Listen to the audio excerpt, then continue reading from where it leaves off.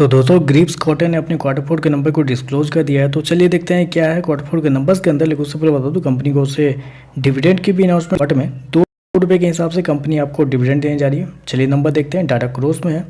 तो देखिए पिछले क्वार्टर में 750 करोड़ का रेवेन्यू जनरेट किया था कंपनी ने, पिछले साल 672 करोड़ के आसपास। अभी देखें तो बढ़ के 822 करोड़ कंपनी का जो रेवेन्यू है वो आपको जाता हुआ देखने को मिला। तो साल दर साल जाते हैं तो साल दर साल कंपनी के रेवेन्यू के अंदर एक अच्छी खासी तेजी आपको देखने को मिली। लगभग बोल सकते हैं 22 से 23% के आसपास का जंप आपको देखने को मिल रहा है। जबकि क्वार्टरली बेस पे जाते हैं तो क्वार्टरली बेस पे भी कंपनी के रेवेन्यू के अंदर 10% के आसपास की तेजी। तो कंपनी का रेवेन्यू देखें तो आपको साल दर साल क्वार्टर बढ़ता हुआ देखने को मिल रहा है। चलिए खर्चे क्या है वो देखते हैं। तो देखिए पिछले क्वार्टर में 740 करोड़ खर्च किए थे, पिछले साल 680 करोड़ के आसपास। जबकि अभी देखें तो कंपनी खर्चे 808 करोड़ आपको जाता हुआ देखने को मिला। तो खर्चे भी देखें तो खर्चे भी कंपनी के ठीक ही हैं, कंट्रोल में आपको देखने को मिले। हालांकि बेसिकली बहुत लो मार्जिन वाली कंपनी है, कंपनी के मार्जिन बहुत कम रहते हैं। चलिए कंपनी का प्रॉफिट क्या निकलता है वो देखते हैं।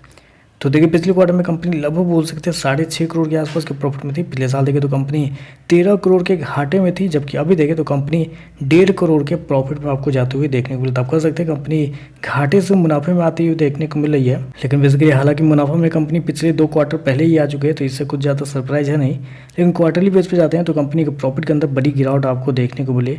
लगभग बोल सकते हैं आप 75% के आसपास की गिरावट है। तो कंपनी का प्रॉफिट क्वार्टरली बेस पे गिरा है, जबकि साल दर साल कंपनी घाटे से मुनाफे में देखने को मिल रही है। कंपनी का यही भी छोटी, जब कंपनी कम मार्जिन कमाती है तो प्रॉब्लम यही होता है। देखिए ऑपरेटिंग प्रॉफिट अगर कंपनी का 26 करोड़ बन के आ रहा है और कंपनी टैक्स में ही 25-26 करोड़ खर्चे मतलब टैक्स ही पे कर रही है 25 करोड़, तो कंपनी घर लेके क्या कर रही है? तो घर लेके कंपनी कुछ जा ही नहीं पा रही है। कंपनी 800-900 करोड़ का रेवेन्यू जनरेट करी है, कंपनी के घर पे जा रहा है 1 करोड़। तो ये थोड़ा सा गड़बड़ है यहाँ पे। ईपीएस की बात करते हैं तो देखिए पिछले क्वार्टर में कंपनी का ईपीएस 90 पैसे के आसपास था, पिछले साल 11 पैसे। अभी देखें तो ₹1.03 आपको देखने को मिल रहा है। तो ओवरऑल देखें तो नंबर मतलब ऐसे अगर उस सारी चीज़ों को हटा दे तो ठीक है, क्योंकि रेवेन्यू आपको बढ़ता हुआ देखने को मिला है। साल दर साल क्वार्टर दोनों कंपनी आपको साल दर साल घाटे से मुनाफे में आते हुए देखने को मिले। लेकिन पर प्रॉब्लम छोटी सी ये जाती है कि जो कंपनी इतना कम मार्जिन कमाती है तो उसके किसी भी रिजल्ट में कुछ भी हो सकता है। अगले क्वार्टर में अगर कंपनी थोड़ा सा खर्चे ज़्यादा कर देगी तो कंपनी फिर से आपको लॉस में चलेगी, और अगले क्वार्टर में कंपनी को कुछ इन्वेंट्री के नाम पे कुछ फ़ायदा हो जाएगा तो कंपनी का बड़ा प्रॉफिट हो जाएगा। तो इस टाइप की कंपनी पे मतलब ज़्यादा कुछ ये कहना मुश्किल है कि कंपनी स्टेबल परफॉर्मेंस देगी कि नहीं देगी।